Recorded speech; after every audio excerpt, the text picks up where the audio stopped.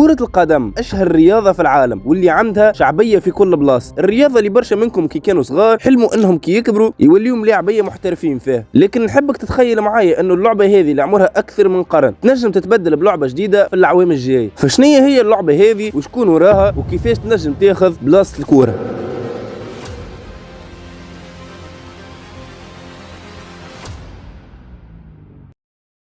ترجع بينا حكايتنا العام 2022 مع جيرارد بيكي، واللي ما يعرفش بيكي هو ملاعبي متاع كوره اسباني لعب في برشلونه وفي منتخب اسبانيا وعمل معاهم برشا انجازات كيما كاس العالم ودوري الابطال، واعتزل في 2022 وكان مصوحب بشاكيرا.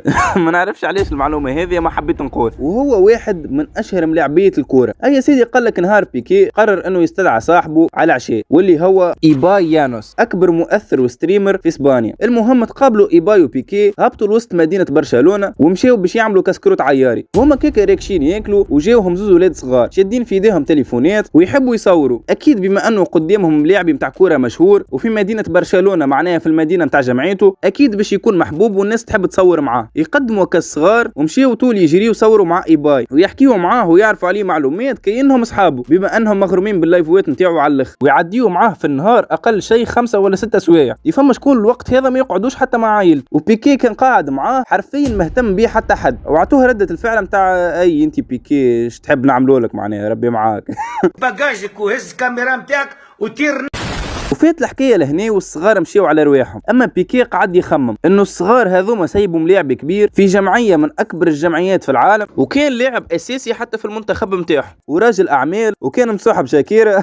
خليوهم مشيوا صوروا مع واحد جوست يحل في لايفوات يلعب ويفرق فيهم، وكان باهت في العلاقه اللي بيناتهم اللي تخليهم يظهروا انهم يعرفوا بعضهم بالكدا، والوقت الكبير اللي يعديوه معاه كل يوم. زوز ولد صغار جاوا عملوا تصويره ومشيوا وهما ما في بالهمش انهم السبب باش كل شيء يبدا. باهي توا نحبك تركز معايا شويه خاطر كل شيء في الفيديو تابع بعض. جيل الألفية هو الجيل اللي تولد بين 1981 و 1996، الجيل اللي كبر على الفرجه في التلفزه اللي كانت مليانه بماتشوات الكوره والسبور بصفه عامه، والجيل هذا كان اغلبيته مهتم بالرياضه، قليل وين تلقى انسان ما يتبعش ولا ما يتفرجش جمله، وهذا يرجع لبرشا اسباب منها قله المواد الترفيهيه في الوقت هذاك، وهم اللي حضروا على احسن جيل في الكوره وحتى في الباسكيت، الجيل اللي ممكن تكون انت منهم ولا اخوك الكبير ولا حتى فما شكون عنده ام ولا ابوه مولودين في الجيل هذا. اما توا خليني نحكي لكم على الجيل زد، الناس اللي تولدوا ما بين عام 1997 وعام 2012. الجيل هذا مختلف على الجيل الاول جمله، فاغلب الجيل هذا وعلى كل ما نتقدموا فيه نلقاوهم تحلت عينيهم على الانترنت والعالم الرقمي، واللي كبروا قدام اكرونات البي سي والتليفون. الجيل اللي عينيه محلوله وعنده خيارات اكثر من اي جيل اخر اللي اغلبهم يعدي نهاره في اليوتيوب والانستغرام والتيك توك. الجيل هذا عكس جيل الألفية اللي كانوا اغلبهم مهتمين بالكوره، 40% منهم ما همش مهتمين بالرياضه اصلا، وفما دراسات تقول انه 50% منهم حتى كي هو بيدو يحط الماتش ما عندوش الصبر انه يكمل ماتش كامل، ويخير انه يحط يتفرج في اليوتيوبر ولا الستريمر نتاعو المفضل. معناها عادي تقعد بحثه واحد منهم تحط له ماتش يقول لك تشني يا هذا تحط لنا الفيديو جديد نتاع مالك خلينا نتفرجوا عاد كل عبيد. الجيل هذا يحب اللقطات والتحديات والحاجات اللي تضحك ويحب كل شيء تك تك بالطبيعه، مادام الجيل اللي عايش يتفرج في المحتوى القصير. انا كانسان من الجيل هذا نجم نقول اللي اغلبيه الكلام هذا صحيح. توا انا مثال لا نكره الكره لا حد شيء، بالعكس نتبع وديما نشوف الاخبار، اما الحقيقه ما نحبش نحط ماتش نتفرج فيه وحدي، اللهم كي نبدا ملموم مع اصحابي في القهوه وقت نولي بالرسمي نحب نتفرج خاطر باش نعمل جو ونتفاعل مع اصحابي كي نبداو نتفرجوا.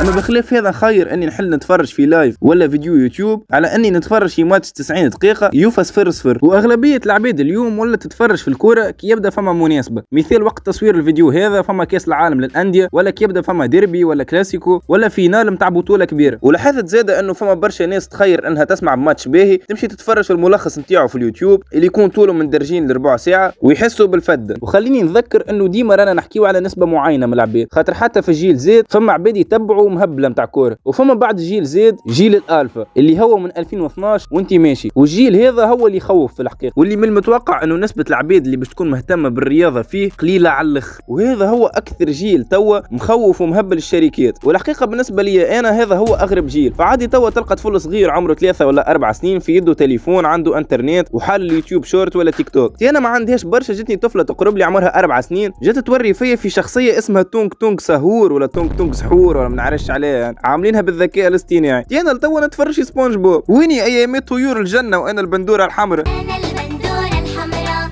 مزروعة بين الخضرة، تاكل مني لا تشبع وتصير خدودة.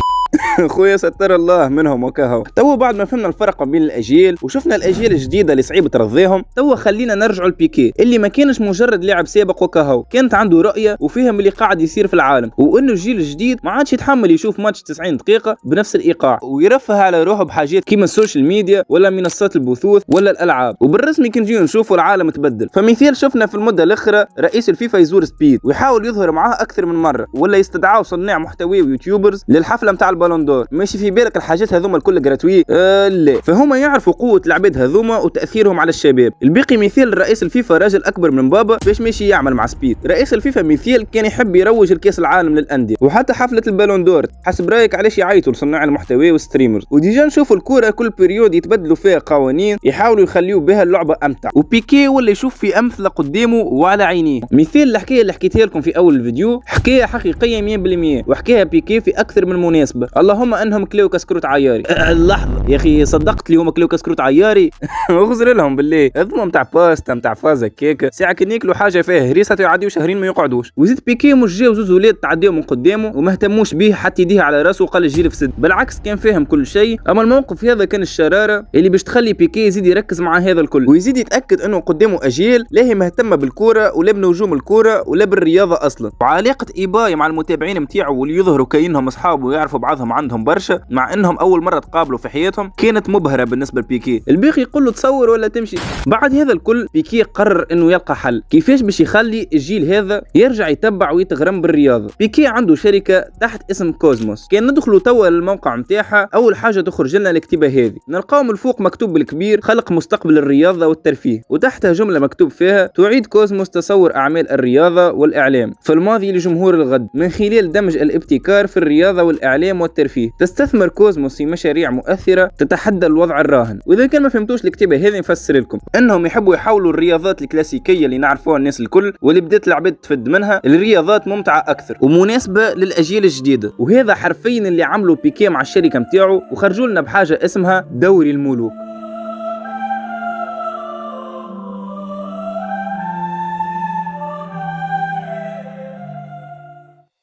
في عام 2023 خرج لنا دوري الملوك، الدوري اللي اسسوا بيكي مع الشركه نتاعو ومع شريك اخر تنعرفوهم بعد شويه، واللي هو دوري نتاع كره قدم، اما مش كيف الكره الكلاسيكيه اللي نعرفوها الناس الكل. قرر بيكي انه يعمل لعبه كوره اما بنكهه رقميه، ويحاول يخلي المشاهد يحس بتجربه جديده وممتعه في نفس الوقت. يعني انه خذ الكره العاديه نحى منها القوانين الماسطه والحاجات الرزينه وبدلها بحاجات ممتعه. مثال في الدوري هذا كل كيب لازم يكون فيها 7 ملاعبيه، 7 ملاعبيه في التيران و5 على البنك، وينجم المدرب يدخل ويخرج الملاعبيه قد ما يحب ووقت ما يحب، يعني غير محدود. ويكون الملعب اصغر يعني بونتوات اكثر ومتعه اكثر. وبيكي زاد حاول يلقى حل لمشكله طول الماتش، فالماتش لهنا طوله 40 دقيقه، 20 دقيقه لكل شوط، وبدايه كل ماتش يتلموا الملاعبيه نتاع كل كيب بحذا جولها، وكي يعطي الحكم الاشاره يبداو يجريوا الزوز، واللي يخلط على الكره قبل ياخذ. اذا كان اللاعب خذا ورقه صفراء يخرج دقيقتين وينجم المدرب يبدله كي يخرج، واذا كان خذا ورقه حمراء يخرج 5 دقائق، اما المدرب ما عادش ينجم يبدله. وفما حاجه اسمها الاسلحه السريه، كل مدرب فريق يجي في اول الماتش ويختار بطاقه بالزهر يتسميوا البطاقات الذهبيه. مثال فما بطاقه تهبطها تاخذ بلانتي، فما بطاقه كي تهبطها تولي كتماركي بونت ويتحسب لك زوز لمده معينه، فما حتى بطاقه كي تجيك تنجم تخرج بها اي لاعب تحب عليه من تشكيله اللي يلعب ضدك، وفما بطاقات اخرين زاده كل واحده عندها قدره بعيده عن الاخر، كيما بطاقه الجوكير اللي تخليك تاخذ اي قوه واي بطاقه تحب عليها.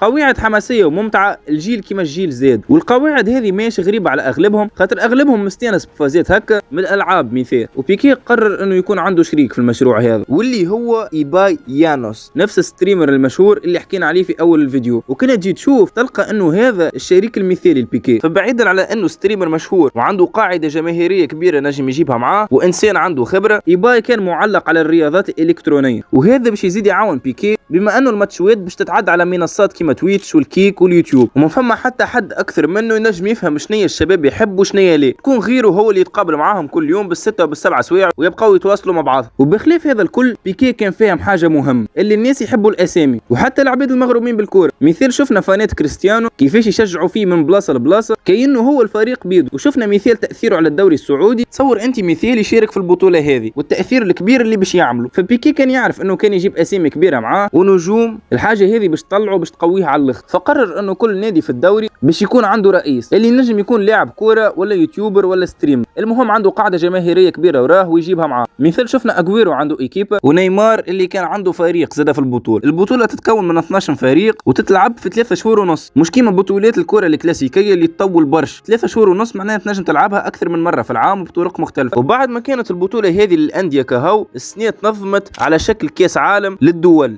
اللي كانوا فيه زوز عرب كهو. شونغ اكسبونج كان يمثل المنتخب السعودي، والستريمر المشهور الياس المالكي كان يمثل المنتخب المغربي، وهذوما كانوا العرب الوحيدين اللي مشاركين في البطوله. وكانوا فيها برشا اسامي، مثال كيما رودريغيز المنتخب الكولومبي، ومن ايطاليا فما بوفون توتي وبيرلو. وبعيدا على هذوما وحتى قبل المسابقه هذه شفنا ضيوف جاو، من ابرزهم رونالدينيو ولامين يامال. وصدقوني قد ما باش نسمي لكم ما نجمش نسمي لكم الاسامي الكبار الكل اللي حضروا فيه. والحقيقه في المستقبل ما نستغربش ان نشوفوا ميسي ولا رونالدو. برا الاولاد حطوا لنا ابونيه ما بقى حتى شيء للمليون، خلينا نمشي نمثل المنتخب التونسي.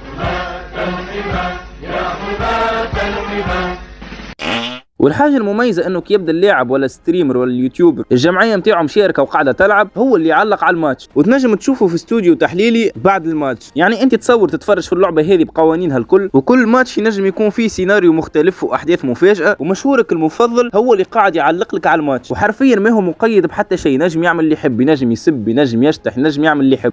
بالله تفرجوا الياس المال كيفاش يعمل.